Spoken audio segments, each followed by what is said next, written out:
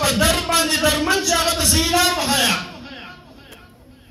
د دې وجې نه زمونږ تبلیغي حضرات هغوی چې کله آداب بیانوي عجیبه خبره کوي، ډېره قیمتي خبره، دومره قیمتي خبره کوي.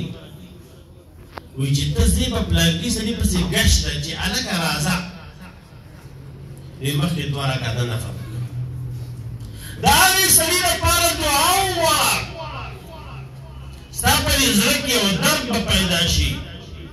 زه دره په دې کار باندې خفه یم، دی چې نن ناموز نه کوي زه پرې خفه یم، دی د الله طاعت نه کوي زه پرې خفه یم.